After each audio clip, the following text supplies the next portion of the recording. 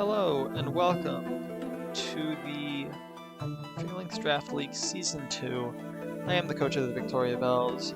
My name is Orucs-Oraihc, and I have been on vacation for the past week and a half, so I haven't been able to break down the team that I drafted yet. My first battle is in about 3 hours, so I'm going to try to do that very quickly for you right now, so I can get set up to record that. In the meantime, here's the team. As a kind of precursor to how I drafted, the kind of strategy, I was 7th out of 16 in the draft order, which meant that I was picking 7th in each round on the way forward, and on the way back I was picking 10th in the round, kind of very close to the middle. So I always had a decent number of picks in between my two picks. Or any two of my picks, that is to say. In any case, a lot of the best mons in the S tier were going to be gone. I knew immediately before I had the chance to pick them. So I figured I would just try to build around a specific strategy that I thought could be very strong for me. And seeing as I went 5-4 at NAIC recently with a balanced team featuring Tinglu and Azumarill and various other mons, it was kind of a take on Palance, but there was no Palafin, there was an Azumarill instead. Anyways, I did really well with that and had a great time. So I figured I'm going to try to draft around that kind of slow, balanced mindset and just win games with bulk and power as opposed to just raw damage.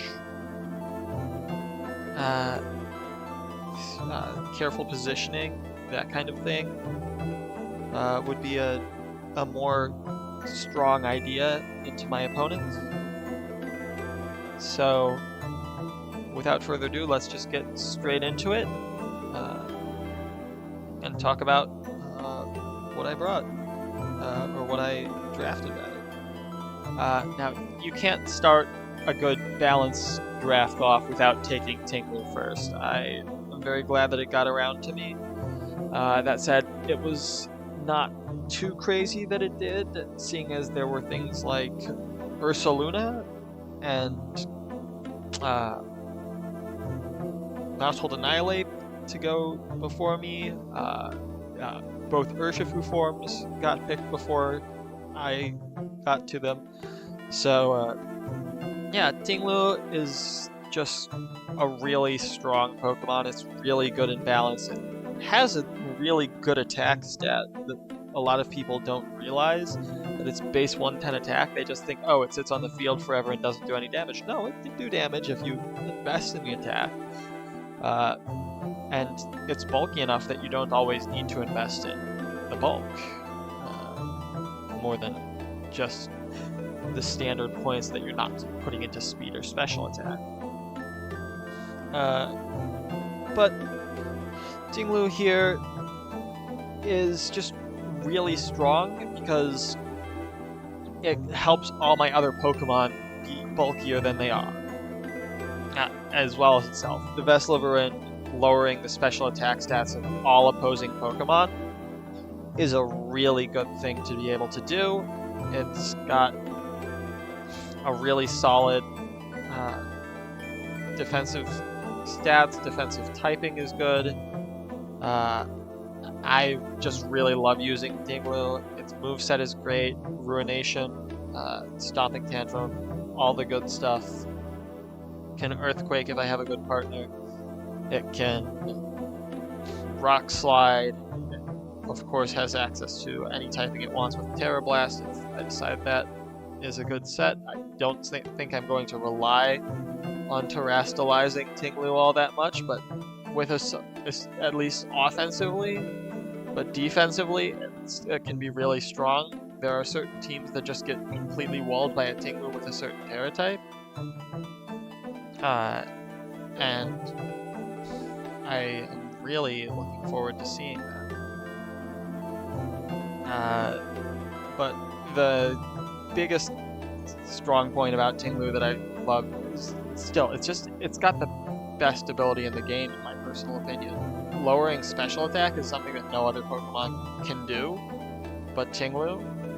And so, being that kind of unique ability allows it to really shine in that way. And like, you'll see a lot of my Pokemon, if you look at the SPDF stats, the defense stats, they're more heavily weighted towards defense, and that's because Tinglu is just making up all the difference in the special defense. It's allowing these Pokemon to really just destroy the competition in terms of just what they're doing in bulk. And it just really stifles any opposing special attackers. Next up, we somehow managed to get Amoonguss the second round. This was the 26th overall pick of the draft. Amoonguss is just so strong. It's so good as a supportive mon. With Spore, Rage Powder, Pollen Puff, Clear Smog, Protect, 4 of those 5 every week. And you can even run Foul Play if you want it, if it seems like a good idea. But it's just, the bulk is really good. Regenerator is so strong. It just sits on the field and wreaks havoc on the team. It disrupts everything. And it's just a really solid balance piece overall. I'm really glad that this somehow fell to me. I was never letting this pass me, not in a million years. It was never going to get by me. But that was my 2 S tier picks. And then came round 3, and there were some strong A tiers that I wanted to pick. And the first one that I got was Blazebreed Tauros. I'm going to have to go back to that. There we go. Blazebreed Paldean Tauros is so good as an Intimidate mon. It also has Cud-Chew, it also has Anger Point, but it's mainly going to be used as an Intimidator.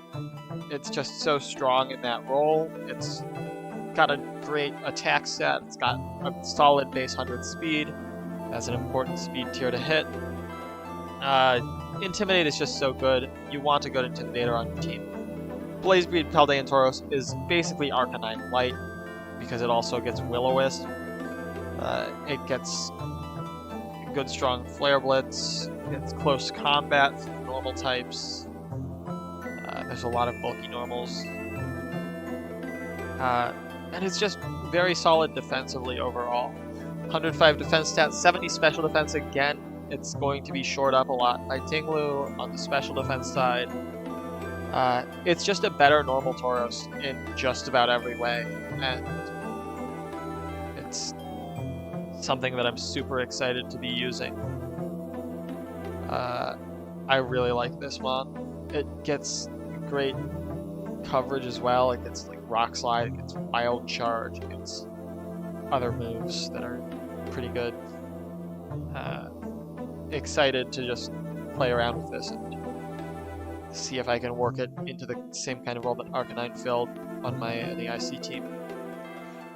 And next we have Baxcalibur. Baxcalibur is just a really good mon. I have no idea what it was doing in A tier.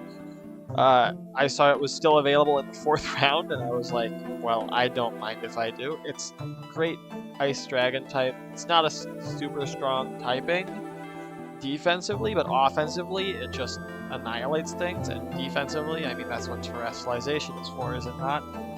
145 base attack. This is basically what if Haxorus was a good Pokemon, is my personal take on Baxcalibur. It's just really strong, super bulky, 115 HP, 92 86 defenses, decent middling speed tier, which can be completely solved with either a Choice Scarf or a Dragon Dance or what have you.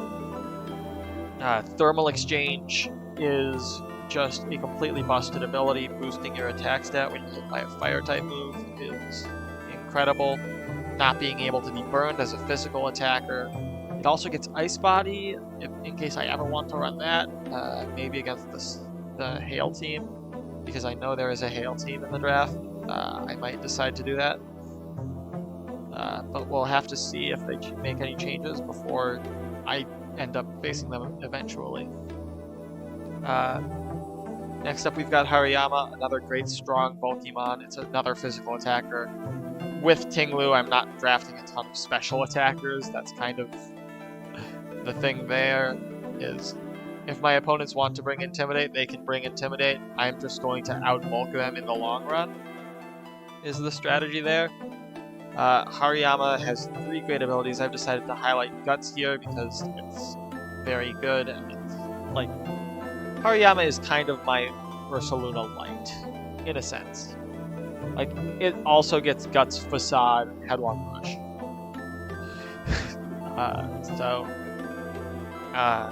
It's just really a strong mon in all regards. It also gets Fake Out, which is really good support.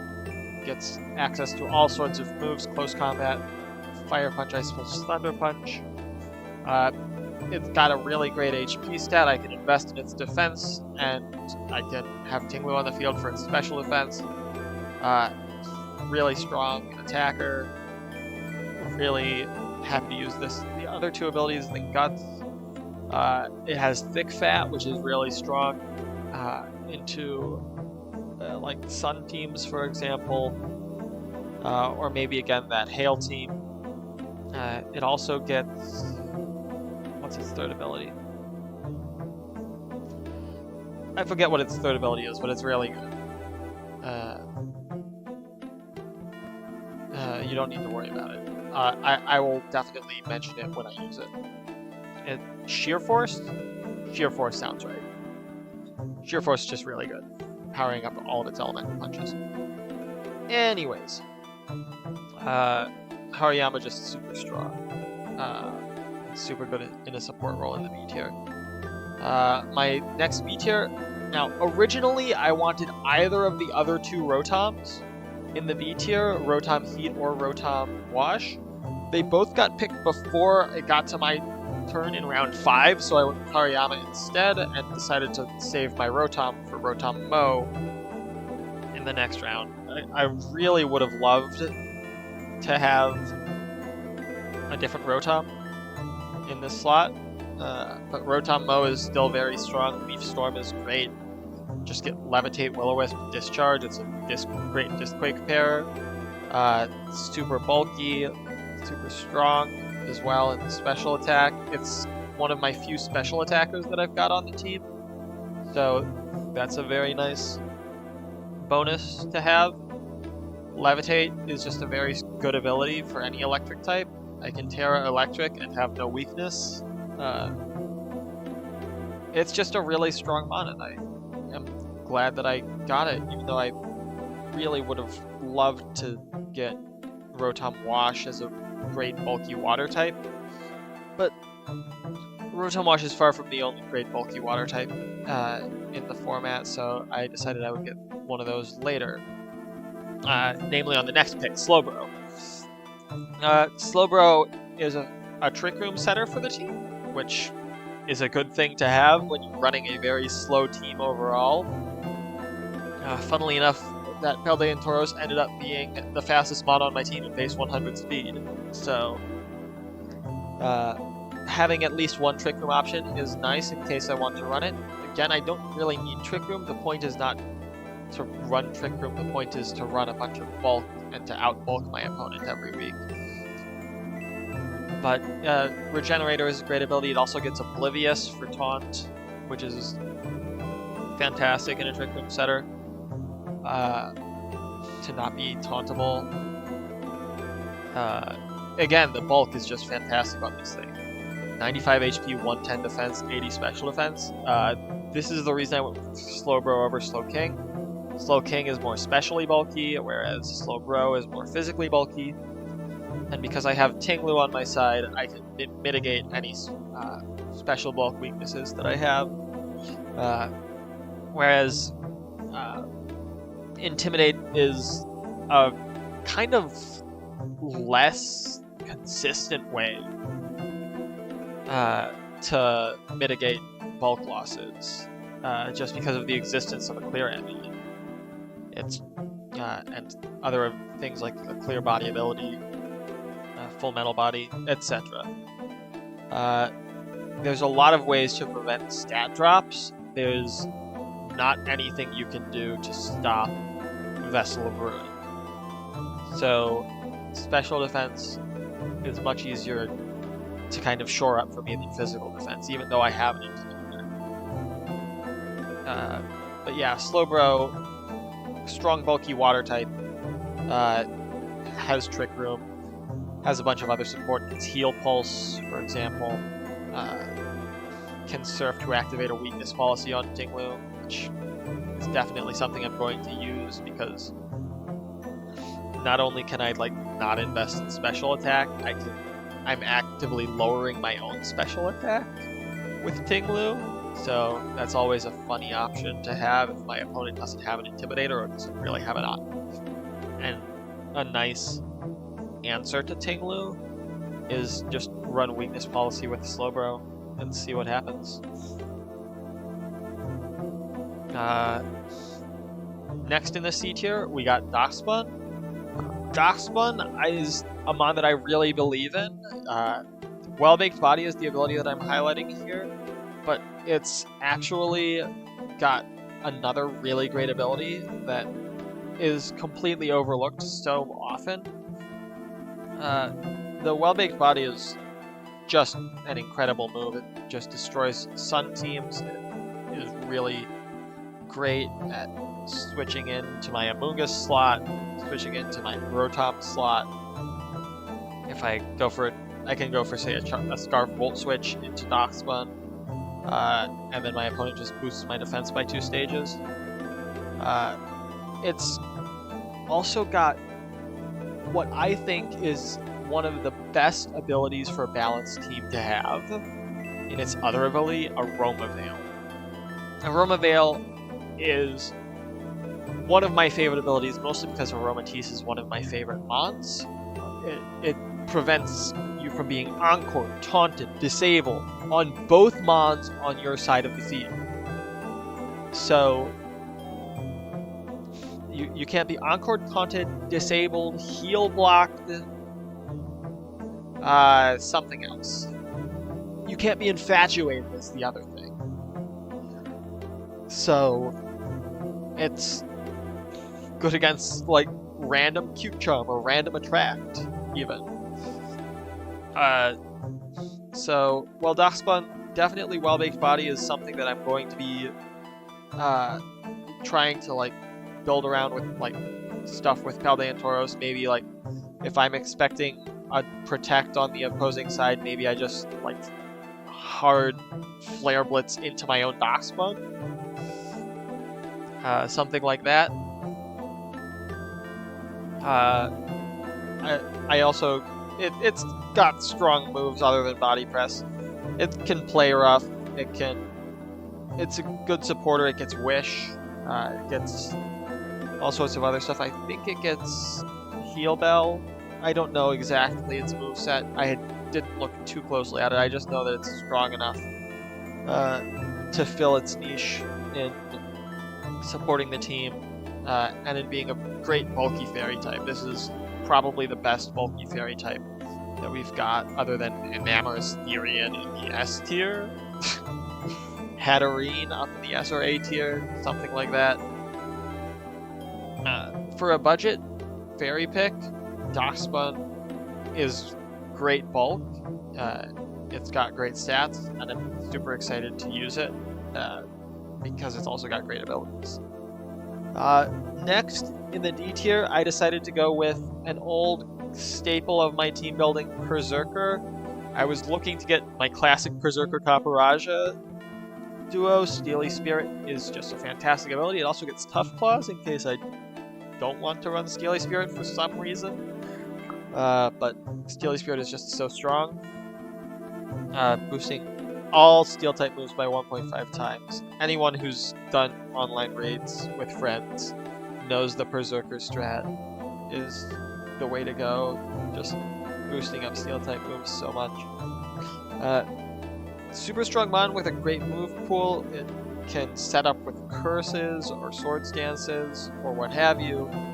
Super great attack stat, decent bulk all around, a good steel type. It's really good at supporting other steel types, but I don't have another steel type on the team is the thing. So, as you're going to see later, I actually decided to drop Berserker later on. But my final pick in the draft, round 10, the 154th overall pick, Squawkabilly.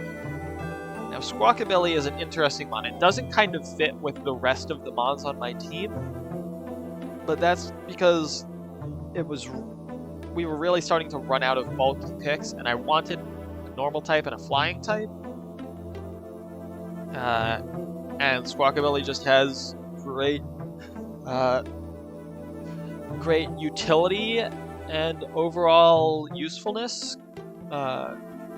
It's a speed tier I don't really have filled other than Darkspun in that kind of 90 to 95 area. It's fast and strong, but not very bulky, so it's kind of... It doesn't fit with the rest of my team at first, but it's got great abilities. That's really the story of my team, is everything has a great ability.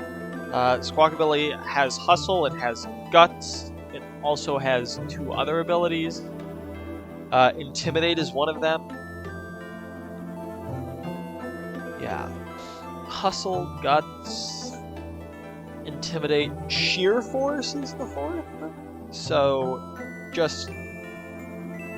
and it's got great colors. I mean, you can't go wrong having 4 different colors to choose from every week.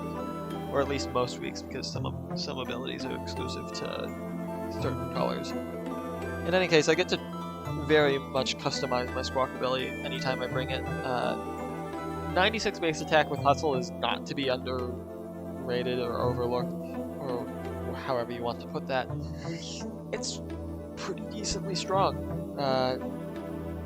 It really gets the job done where you need it. And this thing is not around to stay around with its defensive stats, with its HP stat. But it's here to really disrupt. It also gets Tailwind, which is a really nice addition to the team, seeing as a lot of the things on the team are middle speed tiers. Squawkabilly getting Tailwind allows them to kind of maybe outspeed something on the opposing team.